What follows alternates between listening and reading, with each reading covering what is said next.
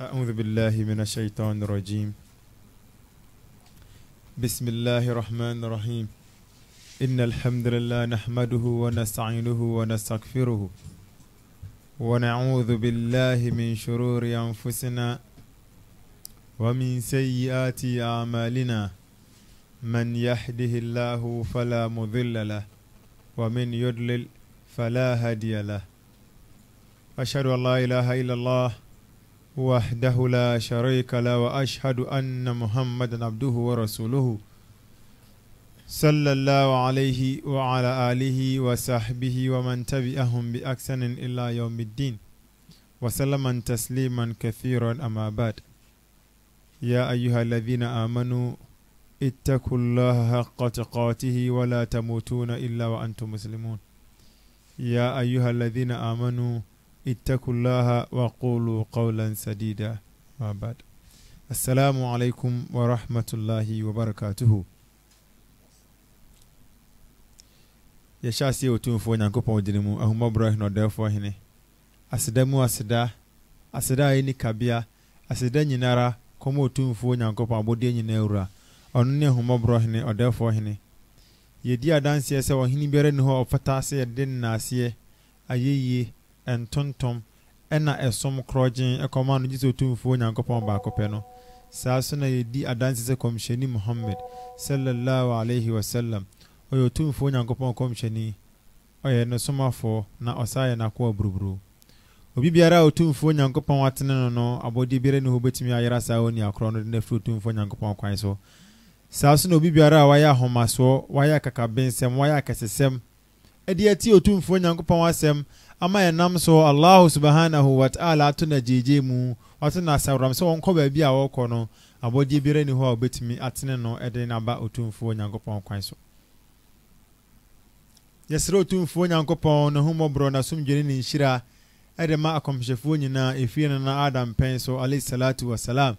ebesi yankomsheni Muhammad sallallahu alayhi wasallam wonu mafiefo wonu machidifo ne yene etietia wonum anamon achi ekopem dan kwama atemuada. And ye topic ana ye series ya start ewo nyamesem paso glad tidings ene chi no yebeka ne se anigisem ana se anohoba papa se nyankopon ashe obo a saa boshe no emu ehwam boshe a emu ede ana anigisem glad tidings. Allah subhanahu wa ta'ala onye ni fama na ohun yambo ye ka se glad tidings ena yedi kan ya kire mu se eye anigisem ana se boshe a ede boshe a ahomkan wom boshe a anigi wom. Allah subhanahu wa ta'ala onye ni fama debiano asemo ameka nese Islam som bosha ewo mu no ene anigi sema ewo Islam som mu no esom biara ni ho esom biara misesi so bio esom biara ni ho a boshe a emu ehwam bosha a kono anigi sem a otumfo nyankopo ahye Muslims agidifo bono ewum esom biara ni ho a omo wo saa boshe ni bi nempempi no ya na yenuanum bi ekase yede yewu a yekode Abraham kokumu na modie boshe biere ni ho mfama mo mewu ne mekọ soro hemam na kramoni die se obusa ne se owu okwan a ontumi nya asem papa bi anka nkyerɛ da bi obi obegina ho akase se mu se sie ya mekọ ha no saa oni akro no eye ahomaso kasa na saa oni akro no ode kasa nemom no Muslims ye breya ho ase otumfo nyankopon anim komsheni Muhammad sallallahu alaihi wasallam ono a otumi dinensa etene kase weye sahabal janna weye jannani weye the companion of janna sa komsheni we onumpo no bre ne ho ase komsheni otumfo nyankopon one ne sahaba fo no Allah subhanahu wa ta'ala o de janna che wono mu abrekwa no mo asasi so na wonum nyanka owo nhweye na so sa komsheni we no wo gina ho eye salla e ma ne nase taatai Islam ɛyɛ ahobrɛaseɛ Islam ɛnya kakabensɛm nso obi ka sɛ Nyankopɔn deɛ ɛsɛ sɛ wɔne ne tentam de ka sɛ wo a woda na wɔno so ne nsuo enipa sɛ woda ne to kakra bi sima aduasa nsuo ebefiri mu aba kankankan no wo betimi ne Nyankopɔn atentam a'udhu billahi minash shaitanir rajim glad tidings bɔhyɛ a kono ensɛmhwam anigisɛm a ɛwɔ Islam mu ɛna ya start inshallah time ɛkɔ no yɛ the different ngoma foforo nyina ba be rowura mu na ansana yɛbɛkɔ anigisɛm ho no yɛni kan hunu sɛ ɛsom bi anigisɛm wɔm bia no ɛsom no ɛwɔ rules and regulations a efiro tumfo Nyankopɔn nkyɛn no ɛne na de anigisɛm ba na de edi kan Islam ɛyɛ ɛsom bi a yɛgyina strict monotheism so ne sɛ yɛgyina Nyankopɔn ne baako yɛ Nyankopɔn ne fuayɛ Nyankopɔn ne kroyɛ no ɛno so na yɛgyina nso bi bɛka sɛ nkramofoɔ ɛsom Blackstone bi nkramofoɔ som Kaaba bi nkramofoɔ som awia nkramofoɔ som bosome nkramofoɔ som saa nneɛma no nyinaa oni akɔ no wɔnim deɛ baabi kɔ no nam because Allah subhanahu wa ta'ala say wa shams wal qamar ɛyɛ shams ɛyɛ awia no ɛne saa nneɛma no nyinara ɔmo ɛsom otumfuo Nyankopɔn sɛ saa nneɛma wɔ nyinaa som otumfuo Nyankopɔn na sɛ yɛ nwoma no yɛ Quran na ɛka kyerɛ sɛ saa abɔdeɛ wɔ nyinara ɔmo som otumfuo Nyankopɔn a ɛne yɛ Muslims ɔmo yɛ som saa nneɛma no yɛ som otumfuo Nyankopɔn baako pɛ no enti Allah subhanahu wa ta'ala say hu Allahu ahad ɔno Allah subhanahu wa ta'ala tumi nyinaa wura ahumabro hene ɔdɛfo hene no wɔyɛ fuapɛ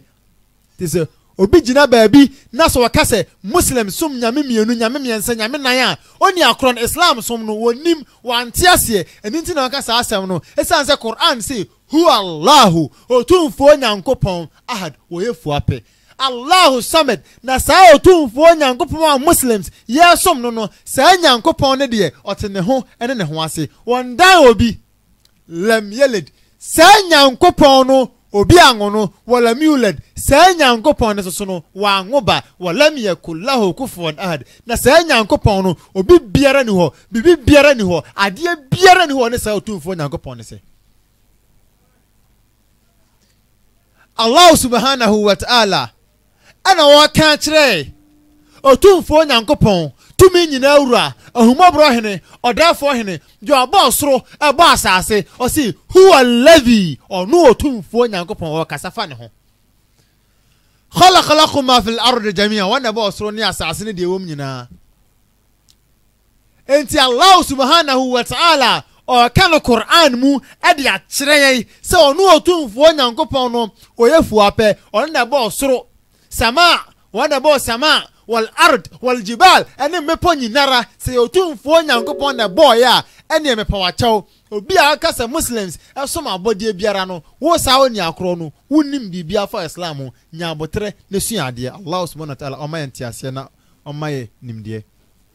enti Islam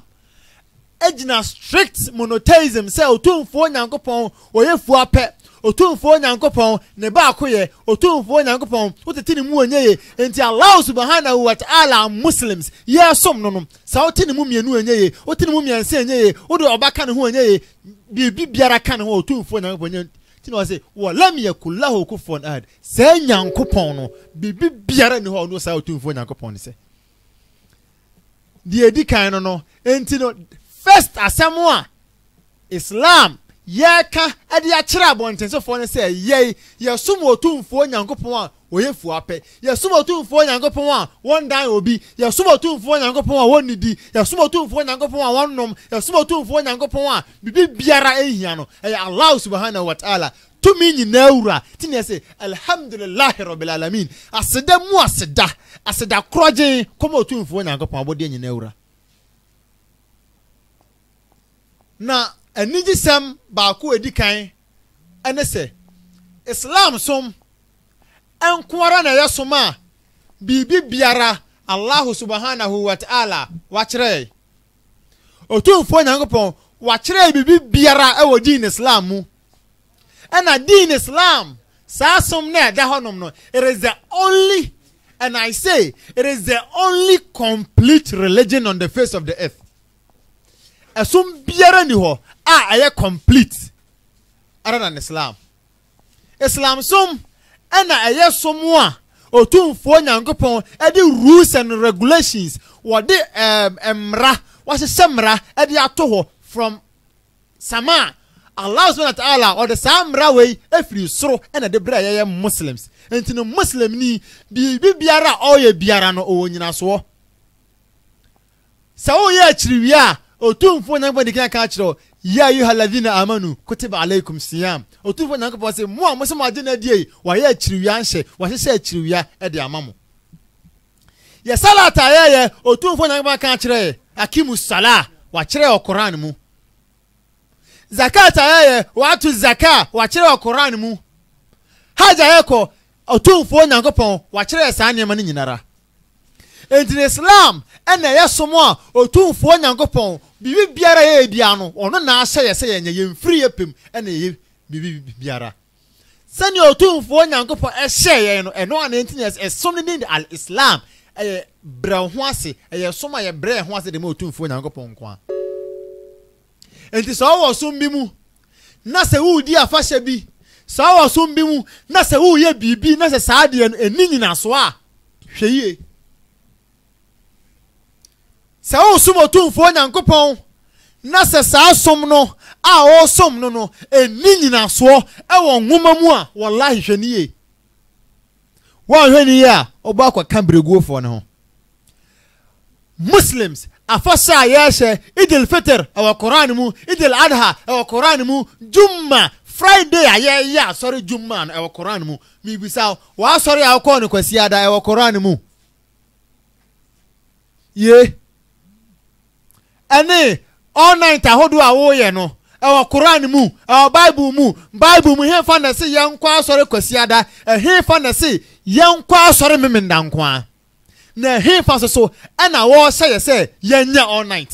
na so no Muslims bibia ye biara ubenya ni nyina so se otumfo Nyankopon se ne nkomheni se asan bas enti no Muslims ye bibiara ye onyina so eni nti na saade no ye Allah subhanahu wa ta'ala o man ti ase na ohunu oyamobo ana Islam mu every aspect bibiara wa Islam mu no is all about prayer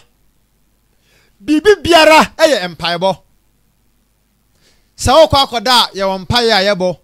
o sori a ye empire ayebo o nante ye empire ayebo o froka ye empire ayebo udidi ye empire ayebo uru adwaye ye empire ayebo o frompa ye empire ayebo o kasa ye empire ayebo o da ye empire ayebo wa sori empire ayebo bibiara Islam akire ye empire ayemo esum biara ni ho wiase. I repeat again, esum biara ni ho a ewo sama wal ard se esum na ewo soro se wo asase ase se wo asase so se wo mipomu se wo dua so a wa kire mpaebo biara ese wo bo apart from Islam esum biara ni ho otumfo Nyankopon ahuma Ibrahim odafo hene ono na kire se bibi se toa bompa yese we yese ya bompa yese otumfo Nyankopon wono na eye alimul ghaib wona ni munsumaye mu asem wa shahada wona ye dansidini awade biara yeye wona ye sami wona tie mpaibo wona ye mpaibo tiefo ti Allah subhanahu wa ta'ala awoye mpaibo tiefo otumfo Nyankopon a ono na tie mpaye no o se bompa ye ni sei asem be na wakafa ho ndi bia no meka se ewiase aye wono ho malam ewiase aye wono exams na sa exams no teacher ni a o kire sa exams no ana teacher ni o kire sa subject no onwara nkasa ba se exams we amoye no mo marking scheme nie na sa marking scheme we na mede ebe marke mo nso hwe no enti no wa o ye exams no ji sa marking scheme we na fa to ho sa marking scheme we je na we na me de be mark mo exams enya questions ne keke nkwa no de ma ho or the questions ato wanim and was added the marking scheme as I count. Your marking scheme no Al Quran. O two for Yankopon say a choir be first to a boat and crown Quran with you. Hadith Ubenya a choir we are said first to say Quran wom Allah say idha zalzalat al-ard zalzalaha adas asibe statia wo so na wo so kakraka pe atwato wa akhrajat al-ard athqalaha na asibe statia yimu ne manyina pie wa qala al-insanu ma laha ne nipa nyinara enipa ebebo ti ne akata asase na dia be ne hawo asase be bona mane Quran wa kire kwan wi asibe fa so asai marking scheme nani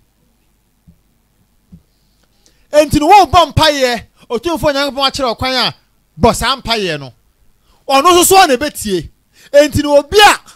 Allahu Akbar one more exams or the marking scheme account ho or si ono ran kasa na be sa marke asa score a grade wo or the marking scheme na kura wo se marking scheme no won pe a'udhu billahi minash shaitanir rajim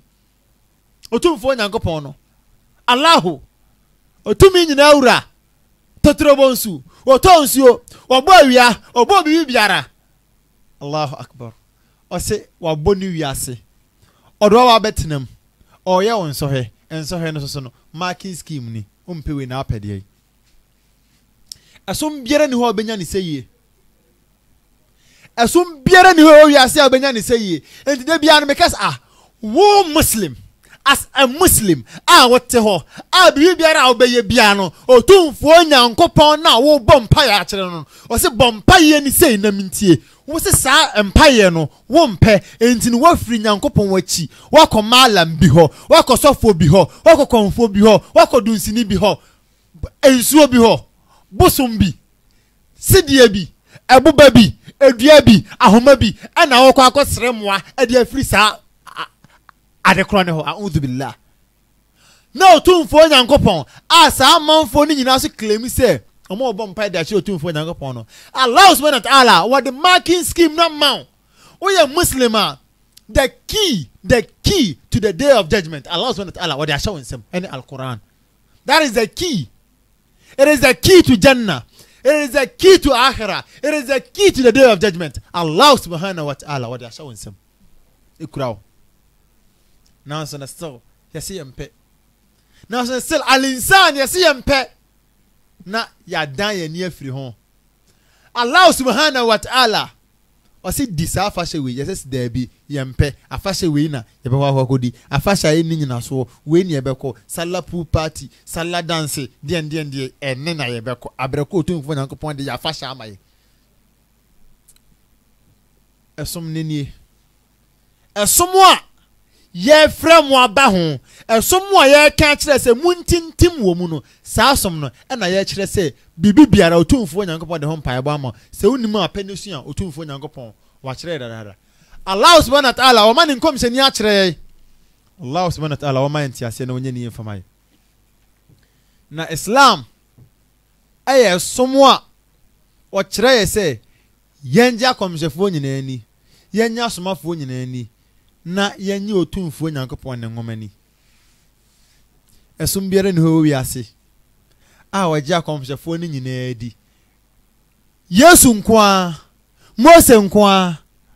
Ezra nkoa Nehemia nkoa na Muslim die yesi omu nyina Allah say kullun amana billahi wa malaikatihi wa kutubihi wa rusulihi we biara nje otumfo nyankopon ni na soma na bofo ni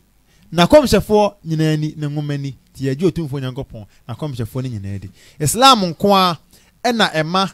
ne an article of faith se yenje saa enema ni nyinara ni esum biara ni ho enti saa wa Islam mu a ma wani nje saa wa saa sumwe mu a ma wani nje se uhunu nsa esumwe ya mesrew kekan ho ne bra na saa sumwe ena ye ekwan senene Islam som ease of faith esum ne yesum bia enye dene se ni gidie no enye dene ana bibi biara so no emu da ho kama and a dear friend say common sense approves what Islam teaches us.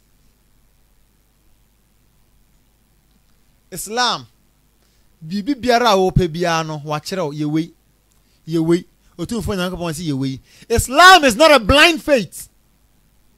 Islam enya somo a eye nifrafo som ade a wo ye no unim de wo ye obi biara fa bibia no wo ye saa da bia ne de ye montwene da bia me montwene ensembo na ye ensembo kra ye nyai ye nsi asore dan da bi saa niema no ebi ni Islam mu de otumfo nyankopon ahye no na wo ye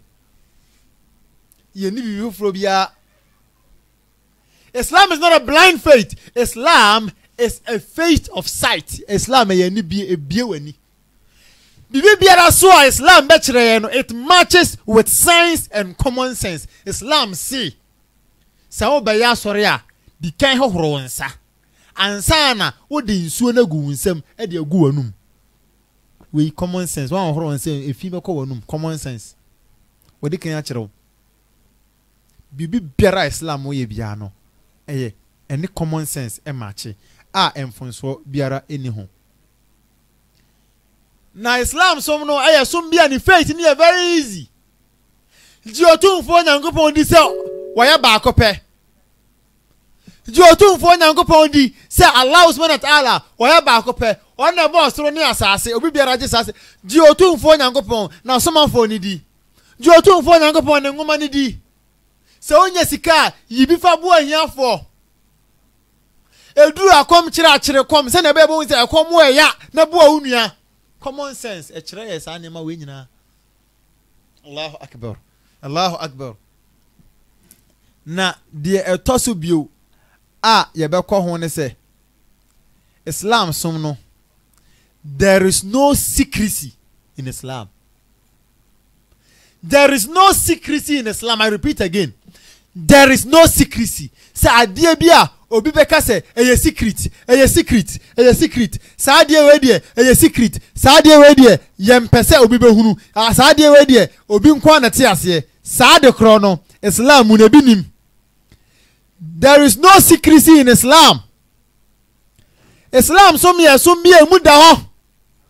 Eye som bia edese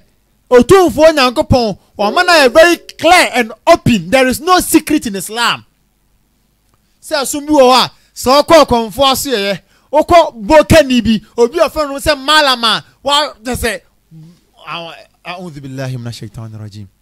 So ko sankrofo no so ye a o say ahade yentina ha ahade yentia ha ahade yenisei. Islam som sa ne mani binim. Islam som ye soma open. It's open. Quran da ho kan na obeti ase. There is no secrecy.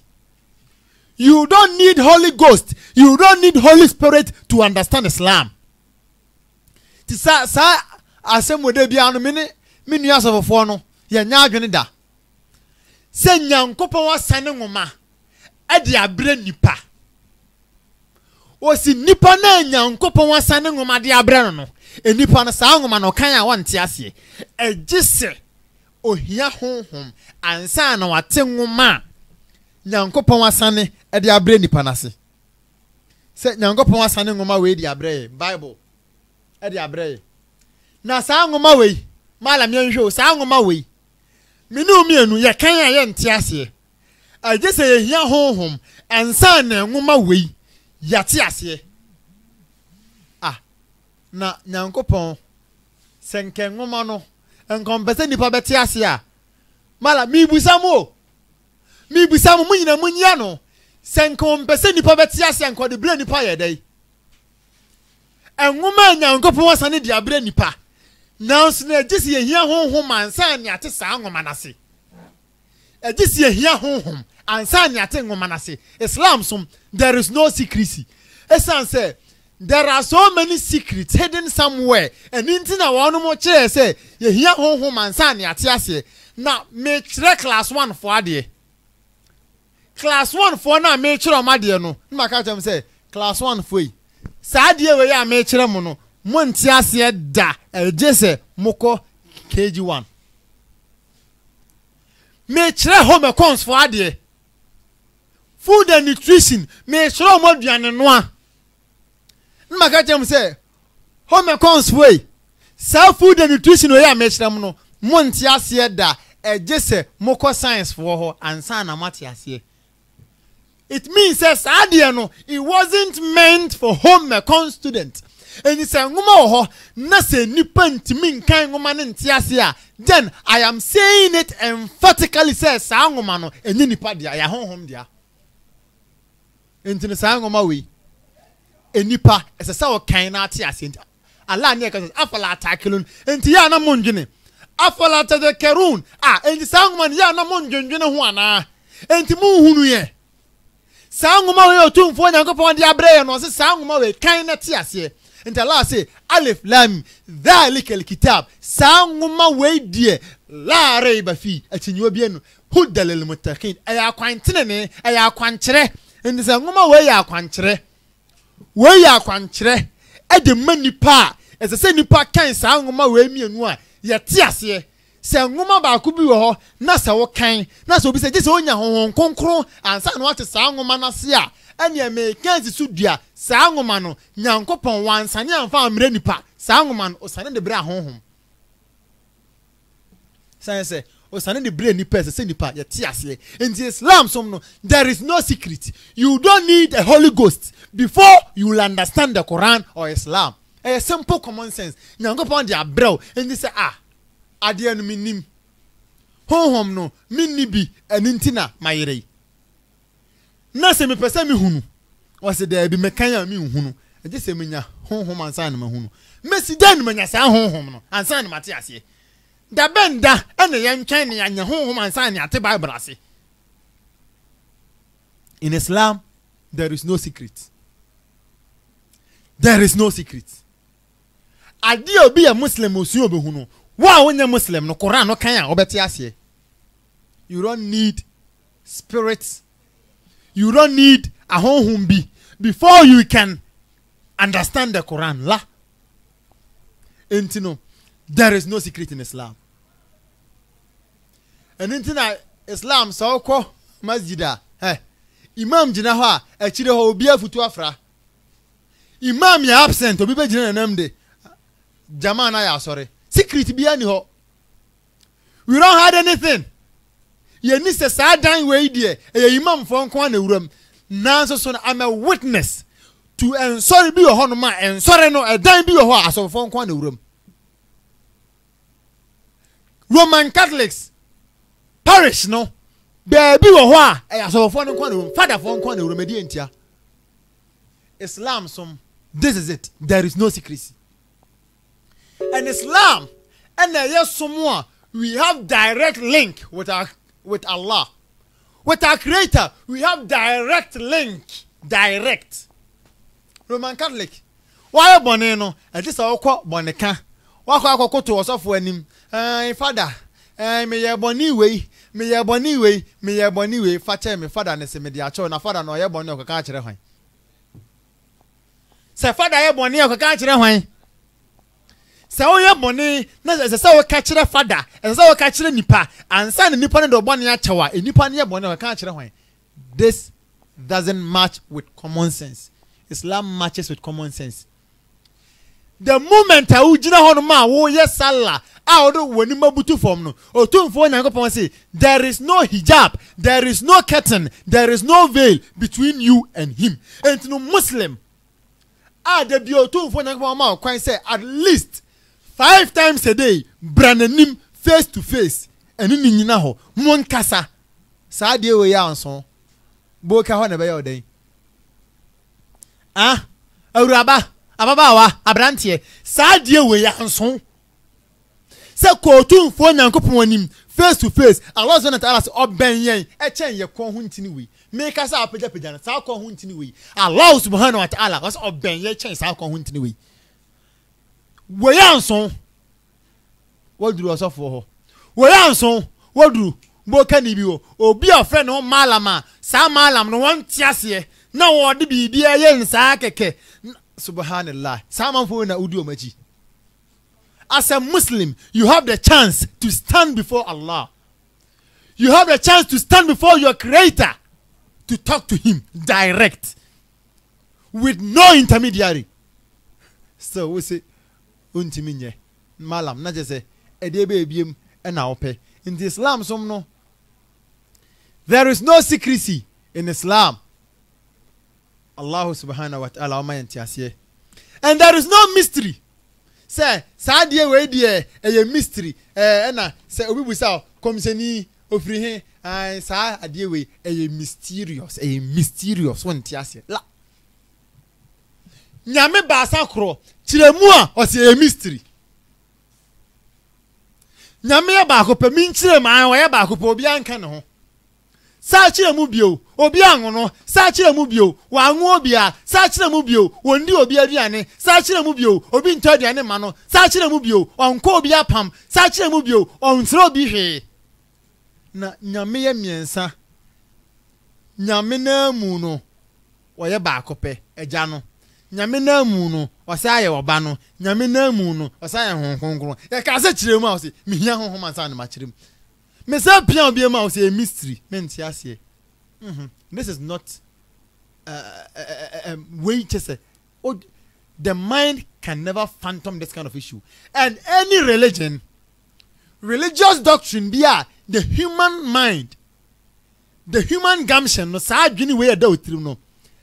entimin phantom entimin digest entimin analyze sa religion no a doctrine no that religion is a dead religion.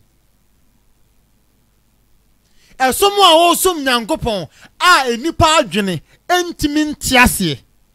enipa adwene entimin dilutun digesting dissect sa som no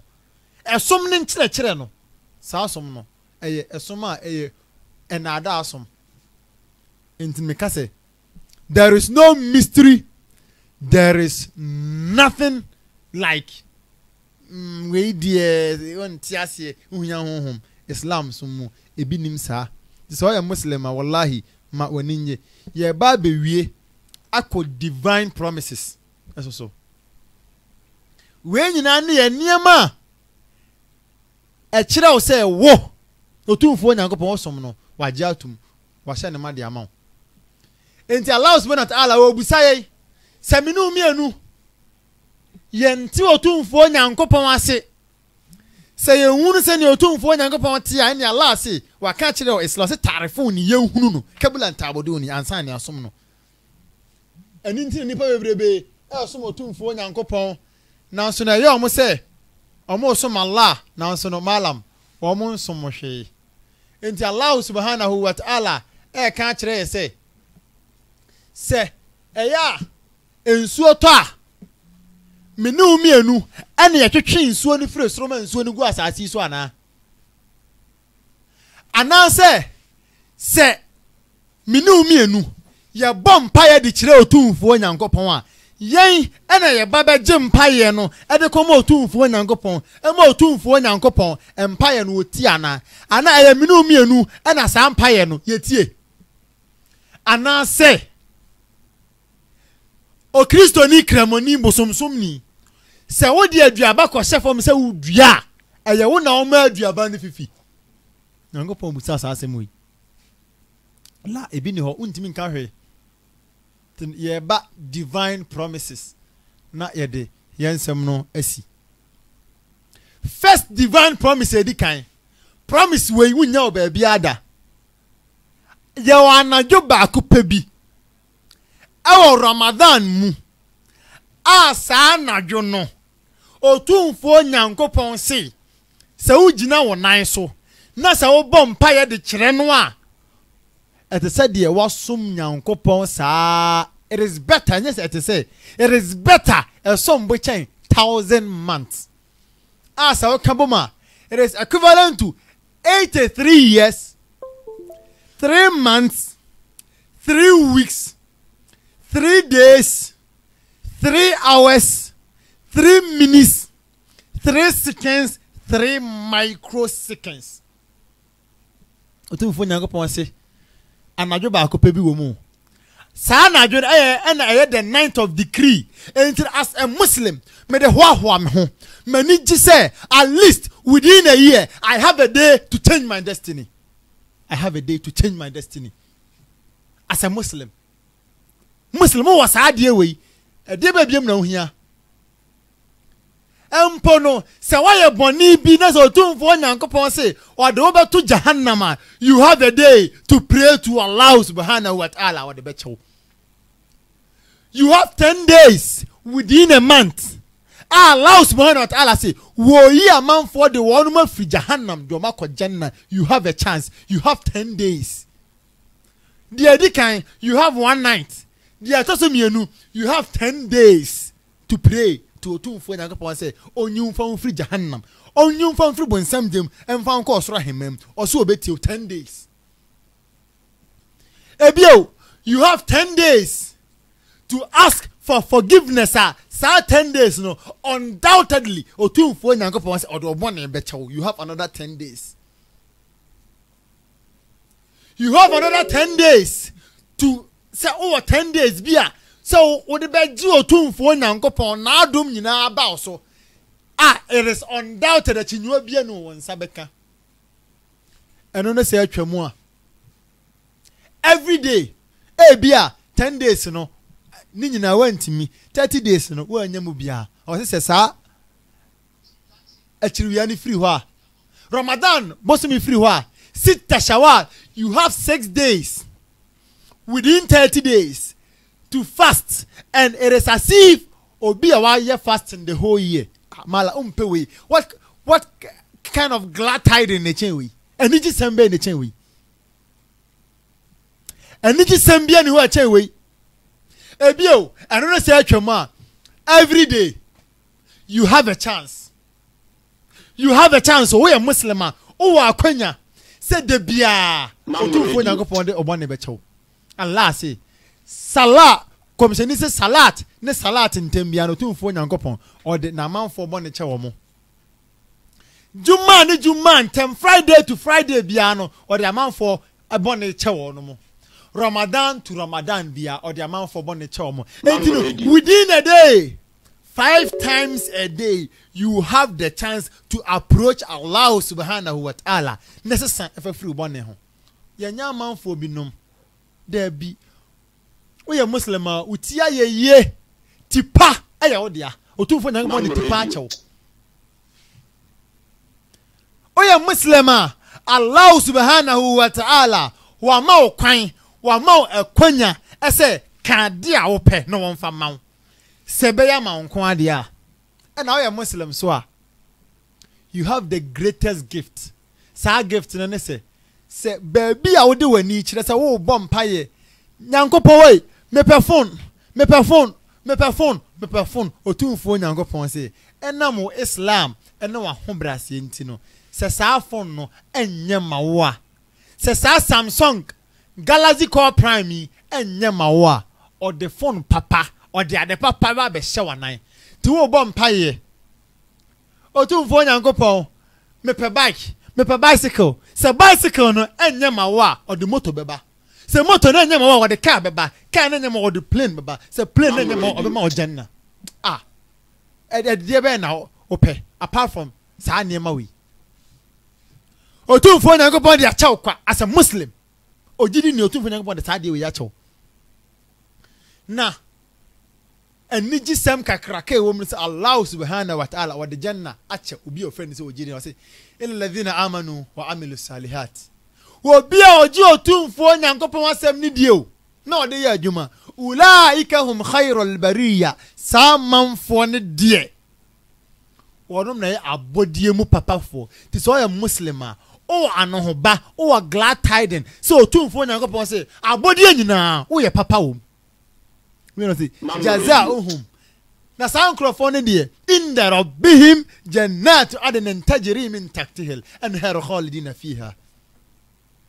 Allah sheshe baby a friend say janna or the amount say wa oyi ogidi ni to be kasa Muslims omu wu omu nim baby omu kwa malam sere no asum bia ni ho a glad tidings wom chan Islam utumfo nyankopon de acha kwa Allah subhanahu wa ta'ala wa de sase mo ya acha kwa o say inna lil muttaqina mafaza aya won mo omu ya gidi fo no omu dinkunim dada Allah subhanahu wa ta'ala wa kasa sase mo de ato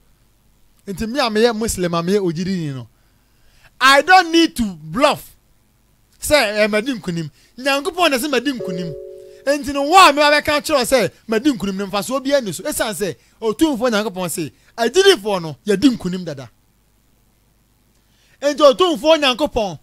o kasa kire e o suratul dhariyat tete ayat ne dosun bebrebe Allah subhanahu wa ta'ala wa kasa ede kire say agirifo no edi nkunim as innal muttaqina fi jannatin wa uyun akhidhina ma atahum rabbuhum innahum kanu qabla dhalika muhsinin. Allahu akbar,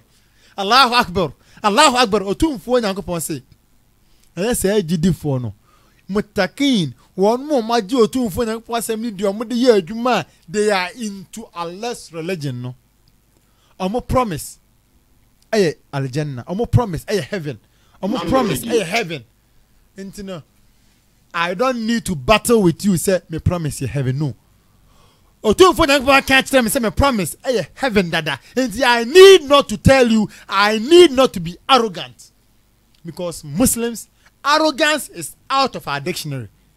Say our dear friends ahomaso eni ye dictionary mo kro ay ahombrase so otumfo nyankopon wa ma yesa chance no wa ma yesa kwanya no ese yen ayete hanom no wa hye yebo chese esum biara ni ho me person ba akope a obetumi ede ne nsa si ne bo akase nyankopon ahye ne bo abodin se mo amagye adi no me ma mo soro ahemam apart from Islam ibi ni ho wallahi ti so muslim malam mo waninje se ukura saasum wei na eya obi nkonwa bi a wei enema ba ku mienu miensa binti eya se otumfo nyankopon ato wasawrama hweniye wonto wasawram o somo otumfo nyankopon akyerew ese enso hebeto nyankopon dikina ka akyero ntino prepare na enso he ne beba. Allahu akbar. Ade a eba beto we nyama nyankopon dikina ka akyero se beba ntine boa ho twen na eba beba ede ba yikra biom na otumfo nyankopon nyama tie enti Allah subhanahu wa ta'ala say fa bi ayi ala irabbukum tikadiban. Glad tidings ahodo aniji sama ahodo asum sama ahodo promises ahodo otumfo nyankopon de amawo Muslim adenti na wi ni boniaye adenti ya subhanallah wala hawla wala quwwata illa billah adenti na wi otumfo nyankopon boniaye asem bi obi akanti ohun akire wonti ohun akire otumfo nyankopon akire okwan a bompaye na obeti. And so Muslima mawaninje esan se otumfo nyankopon de kan aka akyerew wa ka manfo bi ho asama akyerew o se lam yakun alladhina kafaru min ahli alkitab wal mushrikin munfakin hatta ta'tiyahum albayina. Those who disbelieved amanfo na won mo pujidie no from among the people of the scripture awa amanfo otumfo nyankopon de nwoma ne ma won mo adumfo ne kristofo nim no and mushrikin ne won mo a won ne bibi bata otumfo nyankopon so mo som bosom mo som nnua won mo som abo won mo som wo musika won mo som wo majapade sankrofo ne nyina munfakina hatta ta'tiyahum albayina na omunje ese omumagye asem ni won manje asem na ani kopem se otumfo nyankopon de clear evidence bae enti otumfo nyankopon se esom na wosom no e clear evidence wo glad tidings ba kono no esom a wosom no Allah subhanahu wa ta'ala se e clear evidence the mewi ase nyina se we na yesom papa evidence be bi na hia. Allahu akbar. O we na se rasulun min Allah yatlu suhufan mutahhara na sa evidence no ene otumfo nyankopon somafo bia wasoma no abawiase all recited from a purified pages or kenkan sambi efri enwoma bi pages bi eye krojin. Allahu akbar. It will glad tidings ba kono say nyankopon say Allahu akbar sa nwoma we ya ekura ye ye biem no eye purified pages. And woman we am the chahefon a purified pages. page bi obi purified eni ntina otumfo nyankopon wa kan kire komishani Muhammad sallallahu alaihi wasallam say obi obekan Quran we na wa kan ni yie no ma pagya no na kwakoduru asoro abofo status Allahu akbar wa kan ni yie no onu asoro abofo ye pe na meso aminim so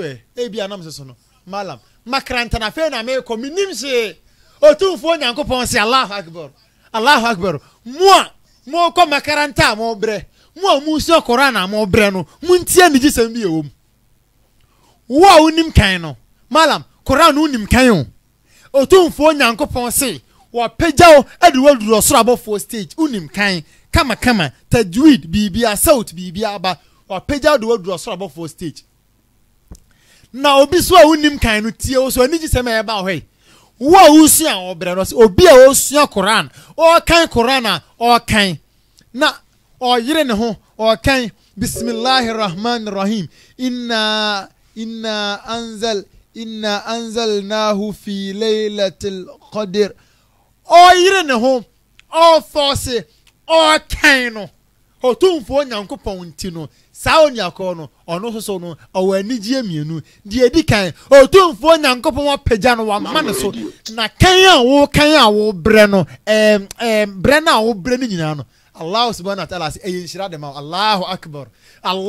akbar sa kan a wo bre nyankopon say eyinshira de ma Allahu akbar wala umpe we na de bebiem na ope umpe we de bebiem na ope sa o ko makaranta ustaz kan alif o inshira oso kan alif o inshira bismi o inshira oso kan bismi o so inshira na ustaz awie na wakwatam Quran na o kan de ustaz na kire no enu so inshira bre na wo bre no nyankopon se no so inshira de ma edie be bio glad tidings be bio na mo pe malam eniji sembe bio na chen sa asem we subhanallah esum biara ni ho o se sa o kan ngoma na nyankopon ma inshira evidence mra na Quran se sa o kan ya onya inshira Islam so kan Quran onya inshira Allahu akbar glad tidings be na chen sa ngoma we sa ngoma na o se aye purified pages no eno se o kan ya onya inshira وما تفرق الذين اوتوا الكتاب الا من بعد ما جاءتهم البينه otumfo nyankopon ka se mi kire mienu de di kan wase lam yakun alladhina kafaru min ahli alkitab wal mushrikeen munfakina hatta ta'tiyahum albayina sama fo no won mo njindi mala aniji sam kure wom ne se mi asesi mi preach me ka lam yakun alladhina kafaru min ahli asra fo ne twiro nshira de ma sa wo so awutie no asra fo twiro nshira de ma sa Allahu akbar amam fo no won mu ntie kopim se clear signs de bae rasul min allah yadlusu fa mutahhara rasul wa kan ngoma o kan ensam de free purified pages fiha kutubun qayyima wherein are correct and straight law from the Lord. Allahu Akbar. Correct. We sanguma we no. Nyankopon say a correct and straight laws from Allah. Anguma bien who say I am the correct and straight laws from Allah. Quran pe. Glad tidings bien who a chance sanguma we. Mam radio. Enti the Quran na ka kire say die wom no fiha kutubun qayyima clear evidence, clear laws from otumfo nyankopon na dia brew enti no se na me kan no yeah exams teacher ni na wa kire wa de no say the marking scheme no na fa hweso na fa twero sa marking scheme we aba wo se wo mpedi be biem na ope marking scheme we aba wo se wo mpe subhanallah edi be biem na ope owie ye ana o say وما تفرق الذين اوتوا الكتاب الا من بعد ما جاءتهم البينه and the people of the scripture amanfo na nyankopon de ngoma ne bre wo a won mo dane ngoma nani won mo tete ngoma won mo sibi no omo ye ngoma ne basabasa no illa min ba'di ma ja'atuhum al-bayyinah na samanfo no they differed not na won mo chinywan hye de ni omontem until after kopim say there came to them clear evidence. Now one mu ni problems bia kopim say Quran ne buy clear signs ne buy. De bia no mo say Yesu ye nyame o, Yesu ye nyame o, no mu nyina ate ase. Now so the clear evidence, clear signs ne buy and say amanfo say onye nyankopon say no difference started about omonti. Me say clear evidence haba. Clear signs haba. Yesu nye nyankopon. Yesu ye nyankopon somafo.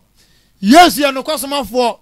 Yesu ye say nyankopon onye nyame ba asakro. Na amanfo nim se nyankopon tie. Nyankopon Quran a kire oyefu ape wa anwoba obi anwono obi antse wono nyankopon onim bibia nyankopon oye say Quran a kire me say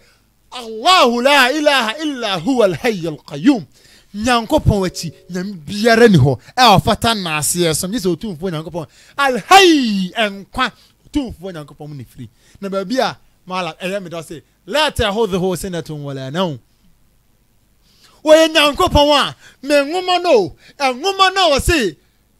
aye purified pages no sa nwoma we the purified pages no o ka kire me no mienu say nyankopon no ontonko ontebrempo ontebre na wada sinatun se obi a waye adwuma bre na ne hododo no na wa bre ase o pese o gina home let hozo wo sinatun wala na enti me nwoma no say nyankopon Allah no ontonko na wada ontebrempo.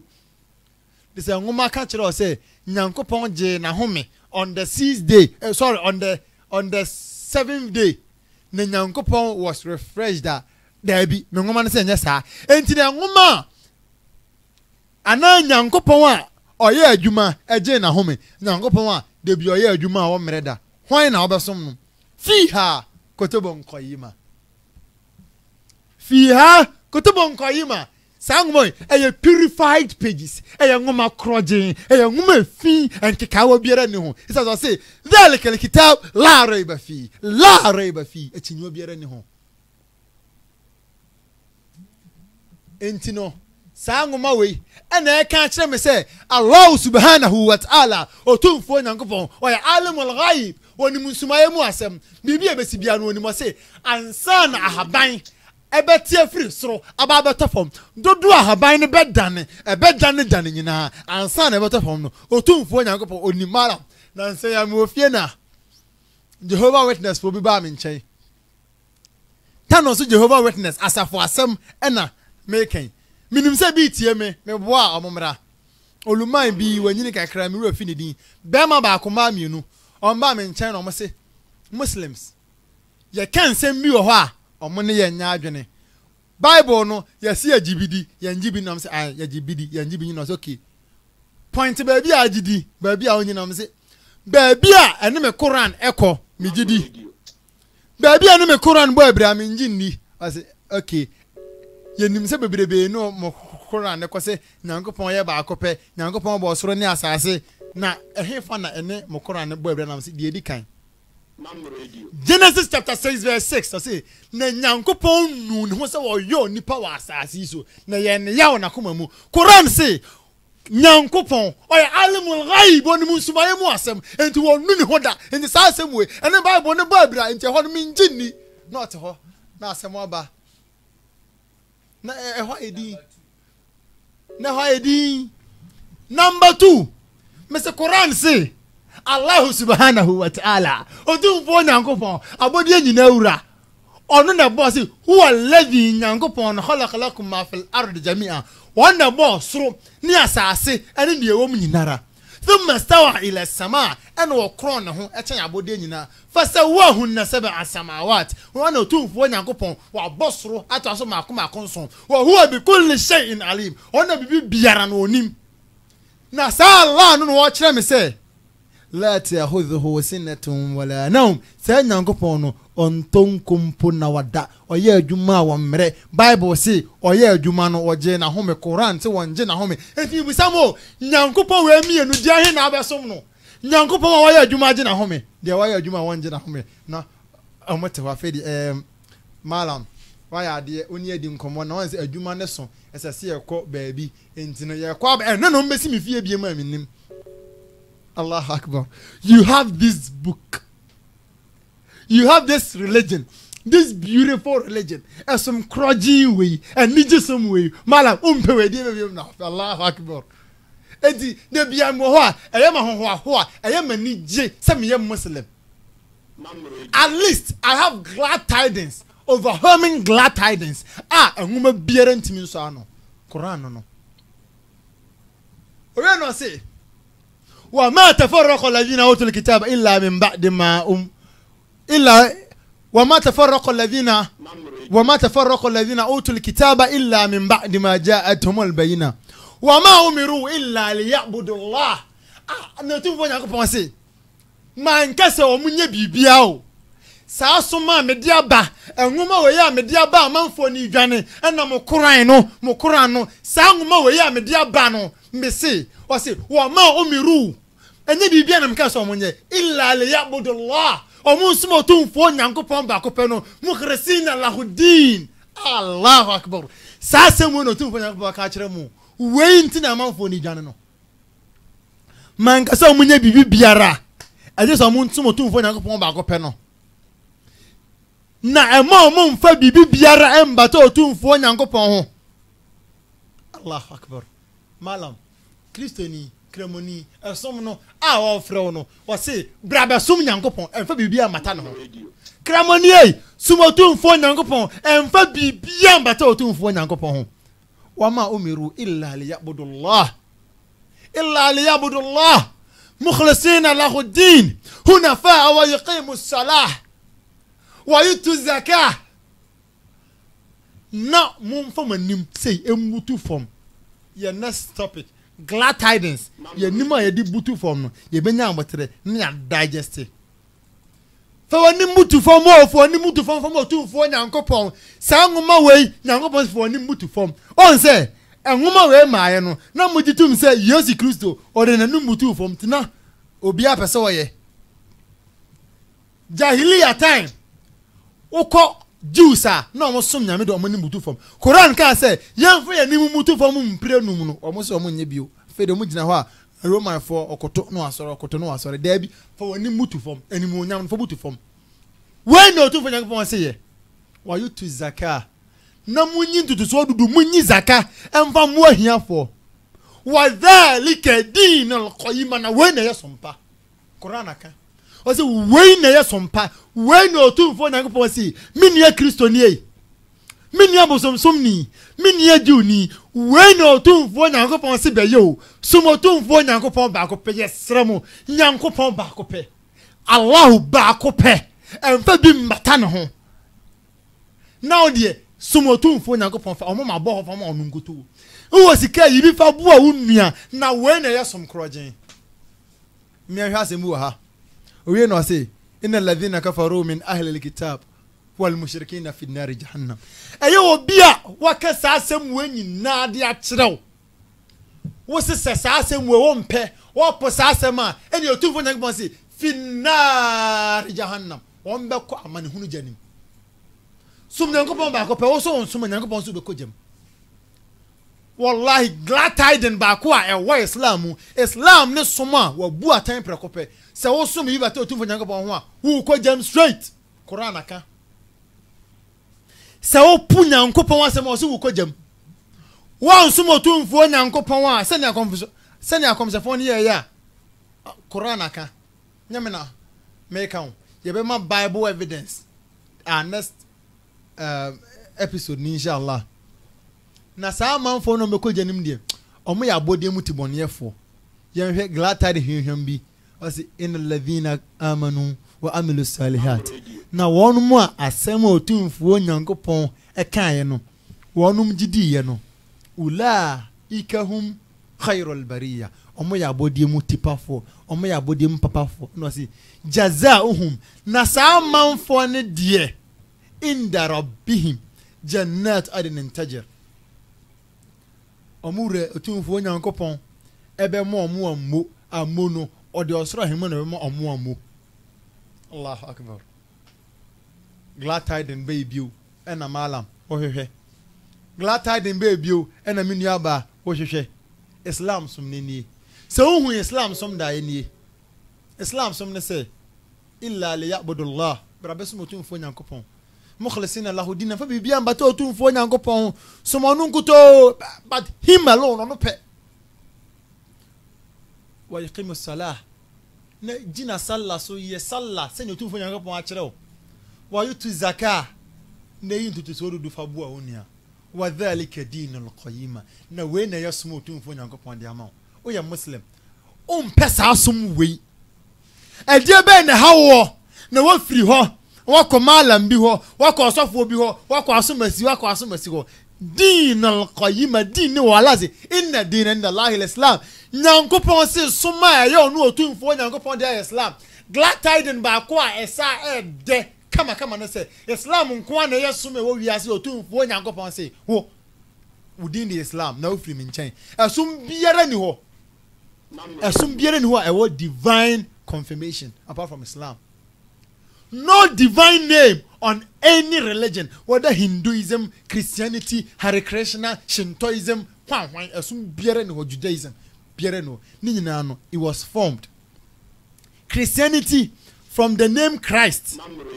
which this name does not exist in the Bible. Christianity from the name Christ, but this name Christianity doesn't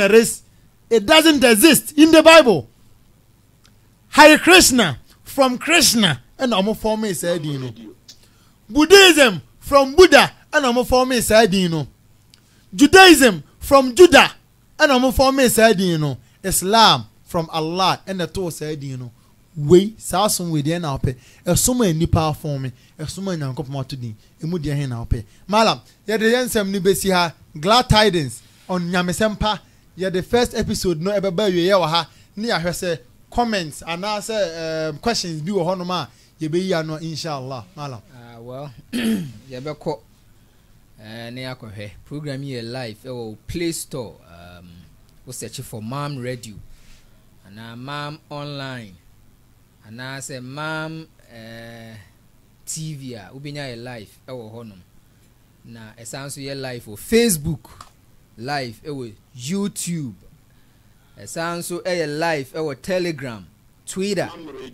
and I blog mamgh.blogspot.com and so ye live for her ye try has ye binya comments in the biaba na na me phone freeze one time sir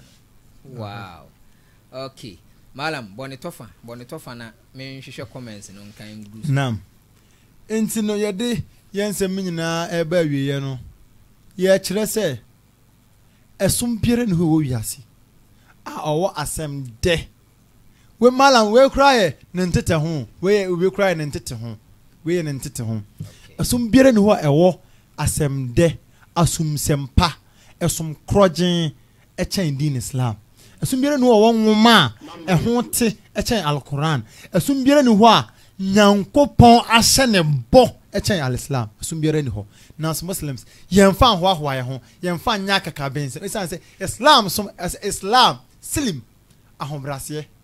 submission to Allah ti ye bre ho ase na de mo tumfo nyankopon ti ba bia wo bia no we na ye soma ye fraud aba ho se wo mu a we na ye kire o se ye soma wo mu a esese o ma wani je na obom pa ye se wala tamutuna illa wa antum muslimun so tumfo nyankopon e mani nku je se o ka o mu a o mo de o mani mbutu fom e de ma tumfo nyankopon ba ko pe no ho Allah subhanahu wa ta'ala wonye ni emfa emaye se bia ni ho a je be bom pa na ye de ye dwumadie no tiefo ni ye je omumu sa no network no em say network no ayero haya kakra tiefo mo mfa nche ye yenjam okay yenjam mu nemom no we be na ba bit ma kan from ho okay Samed Abdul say masha Allah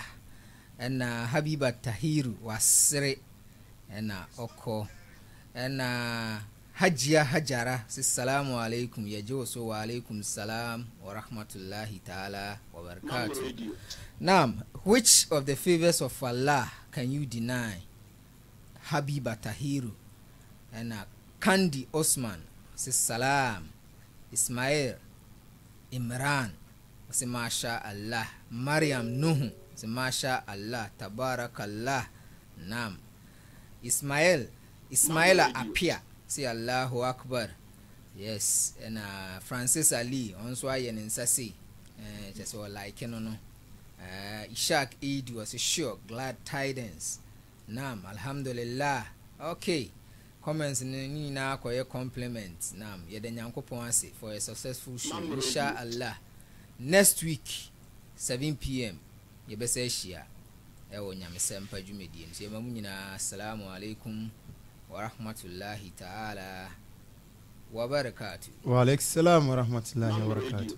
Allah ya kero dukna ko dia kero se say dear me start me car engine and vroom na matiasi kwanso ni nyina eye B Adams Trading Enterprise Limited. Me share B Adams no me nya ha bia o me car ho biem o ma battery bet me atwa mfeni mienu edo komiensa. B Adams Trading Enterprise Limited ebe ma brake fluid, oil filters and mpokwa no engine oil a or besesa wo car no sede be a engine be chama o shell coil o total enyina wona so ye de kumi kra ye B Adams ne lighting system. So we hear headlight any tail light a fog light and a wope a B Adams Trading Enterprise Limited and a wasa woko e ban interior no so de any ejai Charles B Adams ebe ma tape e betimi afa MP3 pen drive and a video ye mo speakers papa bi said e be a enchechi waso ye say mo security system